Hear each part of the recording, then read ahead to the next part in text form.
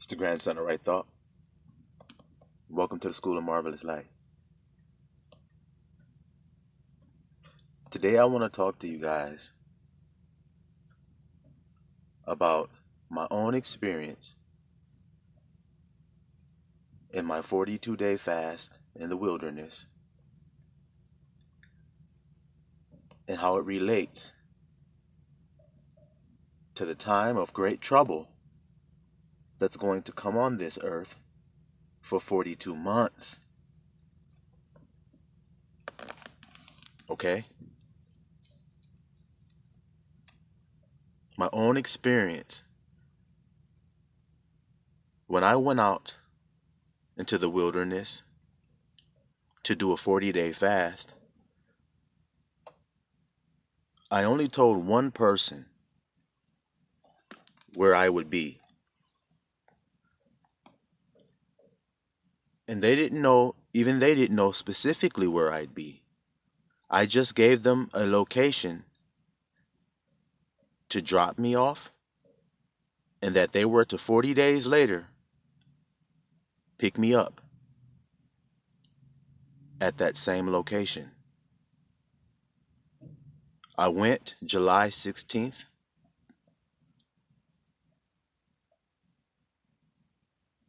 and I came out of there August 24th. Now, when I came out,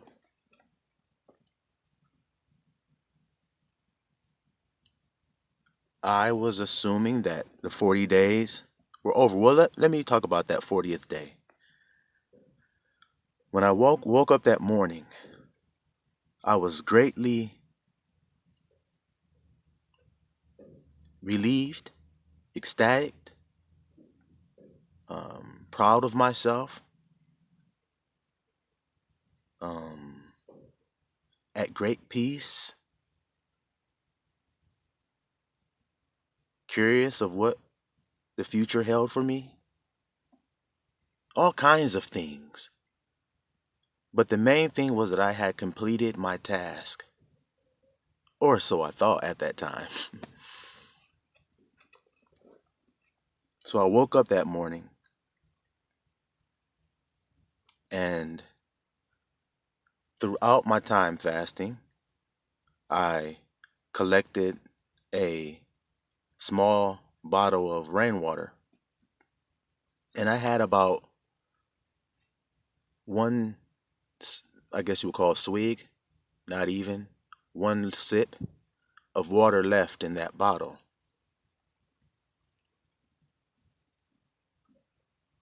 So I got up extremely weak, of course, thin. I woke up, I drank that last sip of water. I collected my backpack. The rest of the things, I was too weak to carry it or to do anything with it, to move it or anything. So I got out of that tent that I was in, and I started to make my way out of the wilderness back to society. Well, when I got out of that tent and took my first step, I got extremely dizzy. I got extremely dizzy, and I had to get back on the ground again and sit on the ground. And when I realized that, I said, "Wow, okay, I'm more vulnerable than I thought I was, because I had just been laying in the tent. I had just been laying on the ground for days. I hadn't been moving. So I would take maybe 2 or 3 steps, and then I would sit back on the ground again until the dizziness wore off and stuff like that, and I felt okay to move. And then I would take 2 or 3 more steps, and I would sit down. Well, I did this all the way until I got to the edge of the forest that I was in, and there was a ravine and then kind of a dirt hill that went up, and at the top of that dirt hill it was a very tall grass, and then through you would walk through that tall grass, and then there would be a little clearing, and then a road going through there. Well, I had to get back to that road, but when I got to that ravine, I was too weak to climb that dirt hill to get out of the forest I was in. And I tried to climb it,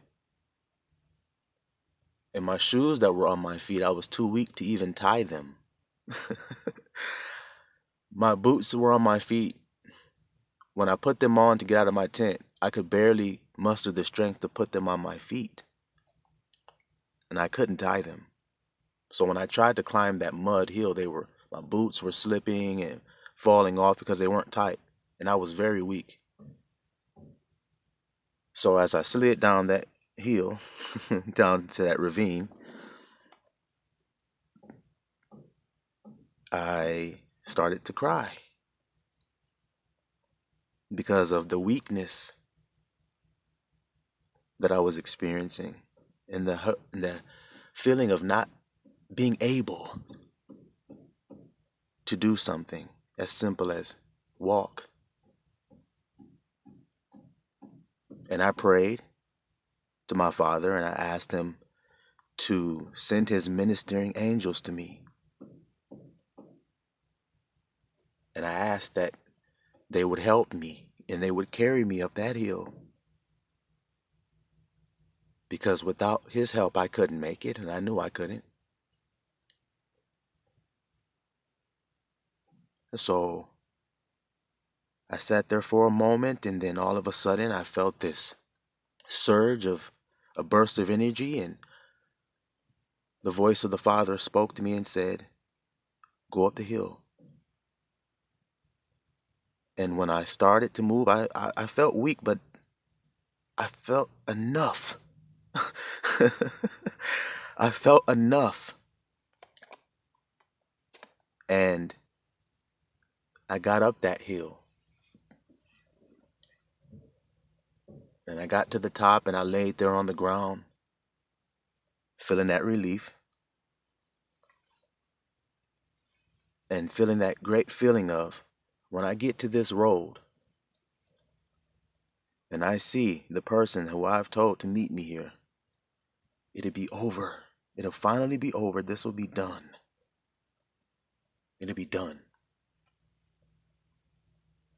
Well,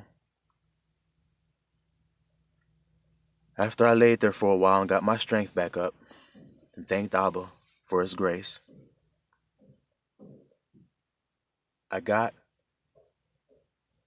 up and I started to walk through that very tall grass that I was telling you about.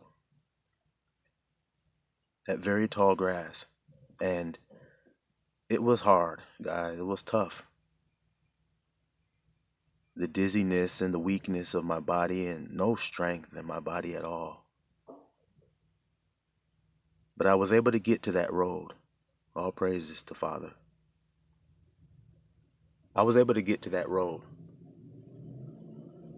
And when I got to the side of that road, I collapsed on the ground there in weakness and exhaustion. And I laid there. And it was just the clothes that I had on, my backpack, and a quilt that my grandmother had made. I had it with me. And I laid on the ground. I covered myself with that quilt completely, my head and everything, and I fell into a very deep sleep. And as I laid there sleeping, I heard a voice calling, saying, "Hey, hey you, hey you." And I pulled that blanket, that quilt off of my face, and there was a white car parked on the side of that road there. And there was a man and his wife.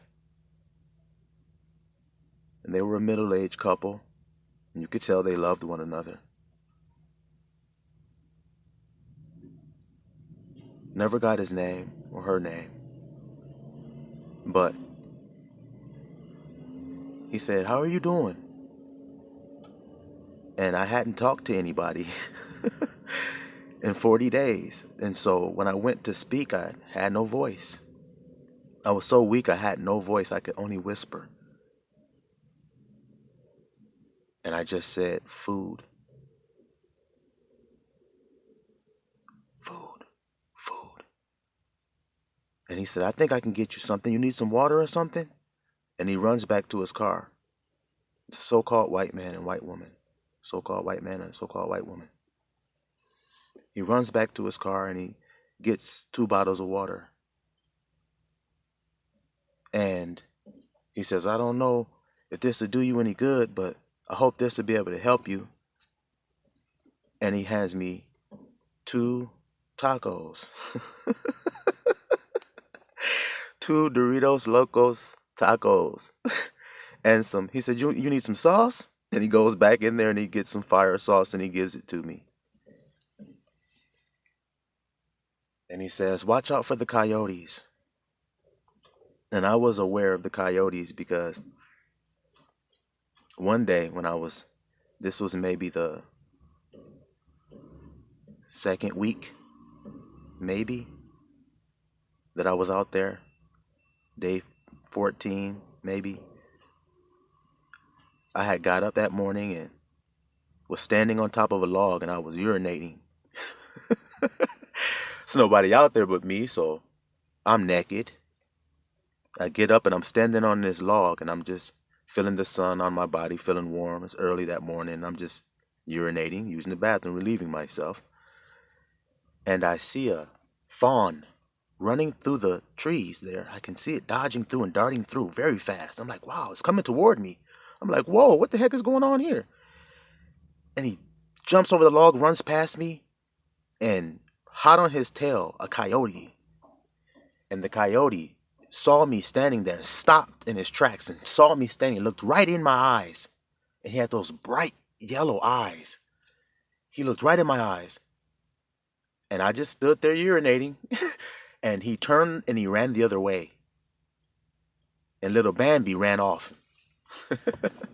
And I saw little Bambi again. As I was laying there, as the sun was going down, I was laying there meditating. And all the fireflies were everywhere all around me. They were getting real bright because it was getting dark. And that little fawn came right over there near me. And it had another fawn with it and a mother deer. And she brought her fawns right over there near me and they came over there, chilled with me for a while. But I knew the coyotes were out there. And then at night, when I would lay there, they would come and they would sniff around me at night, and I could hear them growling.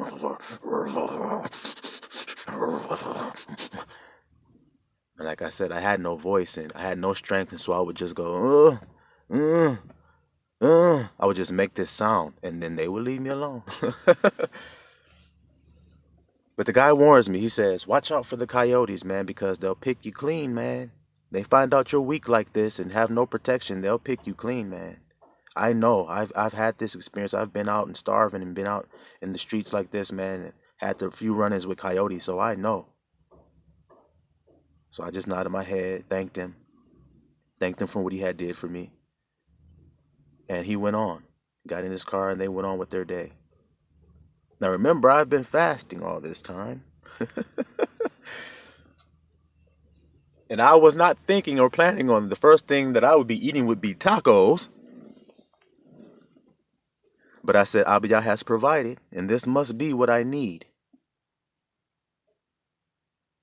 So after that, I went on and laid back down and went to sleep, and I'm just waiting. I'm waiting for the person I told you on the side of this road. I'm waiting and waiting and waiting. Well, after sleeping for a while, I woke up and it was late at night. I mean, it was, the wee hours of the midnight around that time. And I had learned to tell time real well from the sun and the moon. So I'm looking up in the sky. I could tell what time it is. And I'm like, wow, okay, the person hasn't come. It's already the next day. They didn't come at all. We were agreed that they would come that morning, you see, around 10 a.m. that morning, that they would be there and that they would wait for me to come out. Well, I had looked up in the sky before I had left. That 40th day, I looked up in the sky and it was about 9 a.m. and that's when I left. You see? So as I'm waiting and waiting and waiting, I don't see anything. So I'm trying to stay positive, in my mind and everything, but I'm like, I'm ready to go. I'm ready to go. So we're getting to the important part for you, little flock. And for those lost sheep who will surely endure the 42 months of great tribulation, this is valuable information for you to know what is coming for you and to know what to do and how to overcome, especially the last 2 months, because those will be the hardest, which I'm about to describe to you now. You have been waiting for your ride to come get you. Listen, and it hasn't come. The 40th day didn't come. Well, there's 2 more days to do. You just don't know it yet. So as I sat there, it was very cold. Now, mind you, remember I told you it's August, but I have been fasting, so I am near death. You see, I'm basically a corpse, and I'm freezing cold. Thank Abba Yah for my grandmother's quilt. So I'm sitting there shivering, shivering, shivering, shivering. And it's just the time is going more and more and more, and hour after hour is going, and I'm like, what is going on here? What is going on? Why the person ain't coming? So this went on and on and on and on and on. I went to sleep again, and in this moment, I don't know if I was in a dream, a vision, or awake, because when you were in the state that I was in that moment, everything is different. Your consciousness is different. Your experience is different. Everything is different because you're in a different state. Your body has been put in a different state. You've been born again, physically, literally. So, I don't know if I was in the dream or a vision or what, but a, a buck came out of the woods where I was sitting. And this buck was very confident and strong and bold. Huge antlers on his head. A buck that would be in his prime. And he came out of those woods and he came toward me and he just looked at me and he snorted real strong with his nose. He was blowing that air out of his nose real strong. He's stomping his foot on the ground. Stomping his foot on the ground. And I just looked at him and then he walked past me and he crossed the street and he went off into the woods.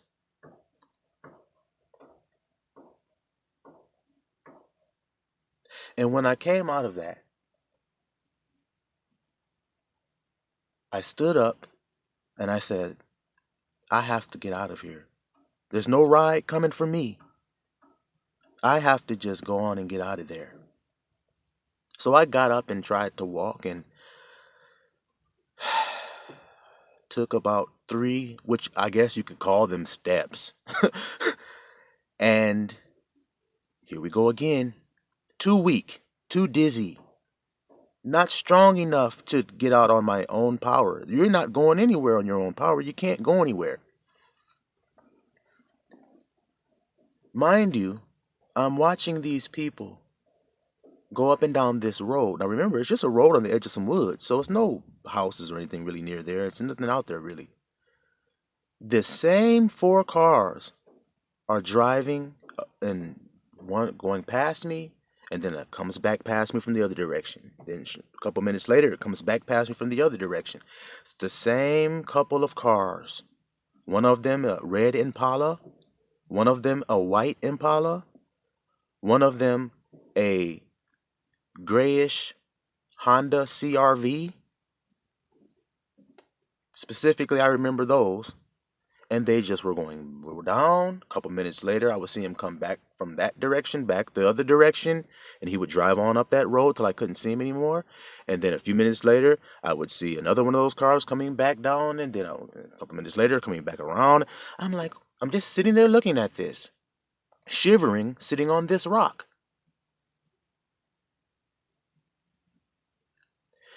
And then as I sat there, realizing that I couldn't walk out on my own, I had no phone, I had no ways of communication, I had what I thought nothing at that time.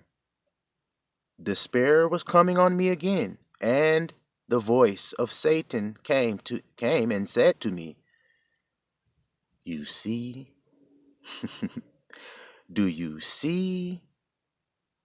You thought that if you did like Christ did, then you would get the rewards that Christ got. But look at you, stranded here all by yourself. What a fool." And when he said, "What a fool," it hurt me. I'm not going to lie to you. It hurt me. And I started to cry because I did in that moment feel alone. I did feel abandoned and forsaken because I was there and my hope was starting to go away. My faith was starting to leave me. And then I thought I was going to die there. And then I said to myself, the name that he gave me, I won't say it here on this video, but I said to myself, why would he have brought you through all of those nightmares you endured when you were out there in that wilderness? All of the things you went through and you saw and you felt and you heard. Why would he have shown you that? Just to let you die here on this side of this road. Why would he have brought you this far?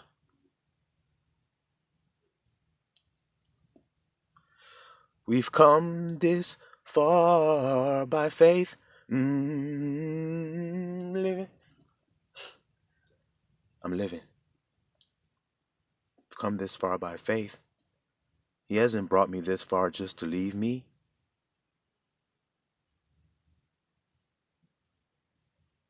I know you haven't brought me this far to leave me. I know you haven't brought me this far to leave me. The devil trying to take my soul. No way I'm gonna fold. Shout out to Hezekiah, my brother Hezekiah. The devil trying to take my soul. No way I'ma fold.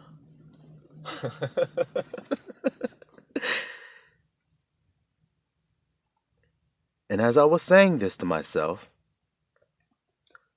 a van, pulled up right in front of me and parked. And the man was just sitting there in his van, and I'm sitting there on that rock. And the Father spoke to me and said, "Get up and go to that man and ask him to use his phone." And when I got up off that rock, and I guess what you can call walk, over toward that man's van, he looked up at me. And when he looked at me, I put my hand up like, to say, "I need to use your phone. Can I use your phone?" Put my hand up to my ear. You know how you do it with your thumb and your pinky finger. I motioned like that. And he just nodded his head yes. And I walked over to his car. And he put his phone out of his window. And I was sitting there shivering. He sat there in his car. He had on a t-shirt. He's relaxing. I'm shivering. And I'm standing there. And he says, hey, I guess he could see. And I hadn't seen myself, so I didn't know what I looked like. I didn't know what I looked like until, well, I'll tell you guys. So I get that phone, and I only know one phone number by heart. Isn't it weird? And it's my sister's phone number.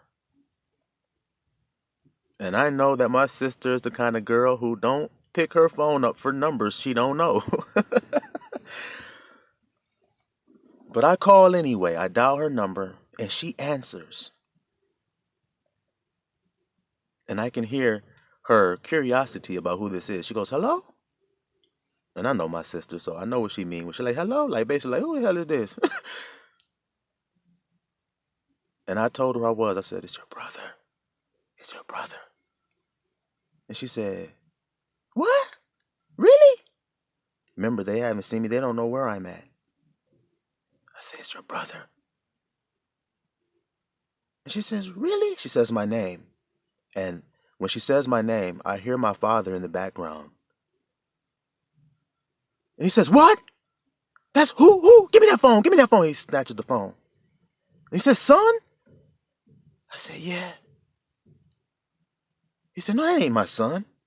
That's what he said. He said, "That ain't my son," because my voice was so distorted and strange. And it was. I couldn't get the words out. I was so weak. He said, "That ain't my son." And he gives the phone back to my sister. And I said, "It's me, it is, it's me." And she goes, "No, no, no, this is him. This is him." And he gets the phone back. And he says, "Where are you?" And I told him the general location of where I was. And he said, "Can you get somewhere, you know, public where I can come and get you? Somewhere where where I can get to." And I asked the man, his name was JB, another so-called white man. His name was JB. And he said, I said, "Can you take me to the nearest gas station?" He said, "Yeah, no problem." And got in his van and he drove me to a gas station on a certain road. The name of that road is Joy Road. That's the road, Joy Road. And he dropped me off at a Valero gas station. And I told my father where I was, and he said, "I'll be there." So I got out that man's van, and I walked into the gas station, and I saw all the food and drink. I saw all of the food and drinks. Strange thing, I didn't want any water. It was too cold. I didn't want that. It was too damn cold. And it was bottled water. And I had been drinking rainwater, and the bottled water was completely different. Completely different. But there was some coffee, hot coffee, and I was freezing cold and shivering. I needed something hot. So I motioned to the clerk behind the window, and I was clearly in a terrible state because I saw his face when he looked at me. And I motioned to him, and I basically was asking, could I get some of this coffee? I had no money. I had no money. I was just basically folding my pockets inside out, showing him I had no money. Could I have a coffee? And he just nodded his head like, yes. So I made the coffee and put it in the cup. And I'm standing there and I'm just shivering, waiting for this coffee to get in this cup and stuff. And it's pouring out into the thing. And as I'm standing there, a lady comes into the gas station behind me. And when I turned around, I said, "Oh, excuse me." And I went to get out of her way. She said, "Oh my God." When she saw me, she literally exclaimed, "Oh my God, God bless you." That's what she said. "God bless you." And I still hadn't seen myself. I'm just like, wow, what do I look like? And I made the coffee and I got a sandwich out of one of the freezers, one of the the sandwiches that they got in there, and I held it up from the back, and he nodded his head, okay. So I came back to the front, and I was freezing, so I'm just standing in there, and then he was like, my manager just called me on the phone. He sees you on the cameras, and he doesn't want you standing in here. I guess the manager must have thought I was just some bum, because I'm sure I was looking like a bum, and I was extremely skinny. Come to find out, I was 120 pounds. So I go out of the gas station and I sit on the curb and I wait. And I sip the coffee a few times.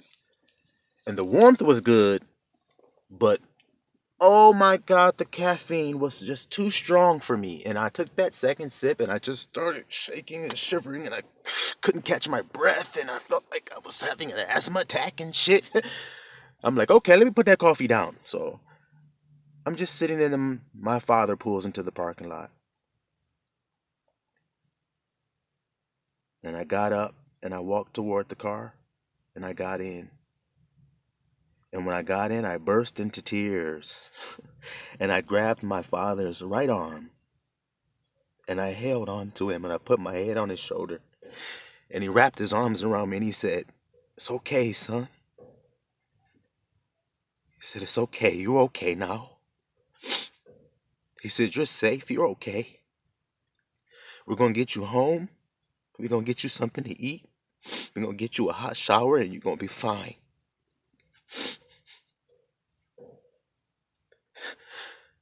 And I'm just not going to sit up here and lie or be fake or nothing. That was the first time in my life, y'all, I felt an embrace from my own earthly father, that there was no doubt in my heart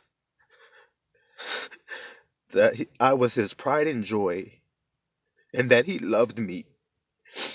He truly did love me when I had doubted my whole life whether he did or not. And the reason I'm telling you this today is because when your father comes for you, when he comes for you and you've doubted your whole life, you've doubted your whole life whether he loved you or not, and you weren't sure because his hand was hard upon you. And you watched everybody around you get away with everything that they did.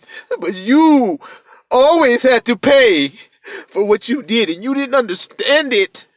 And you thought your father was just hard on you. And you wanted him to hug you and embrace you sometime, and he wouldn't.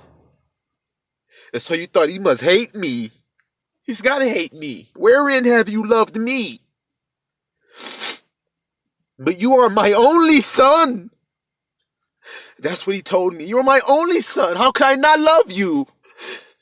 You're all I have. It's the same thing with us and our Father. And for my tears, forgive me if you are offended at them. If you are offended at the way my voice sounds right now, forgive me for that. Because there is no greater feeling than being loved and knowing that you are.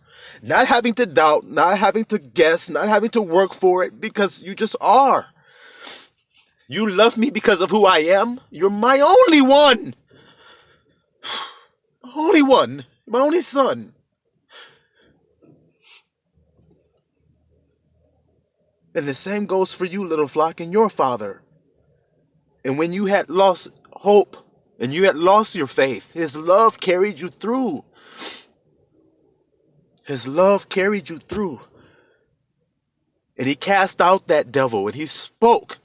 In that dark hour, those 42 months, and at the end, he spoke and he came. And he redeemed those that were his. And he embraced them when they were doubting it for a while. Saying, "Father, you've left me in a dark place, all alone. How could you love me when this is the case I'm in? When I'm struck on every side by an unrelenting enemy." And then relief. And then you're home. And then you're met with hugs and tears.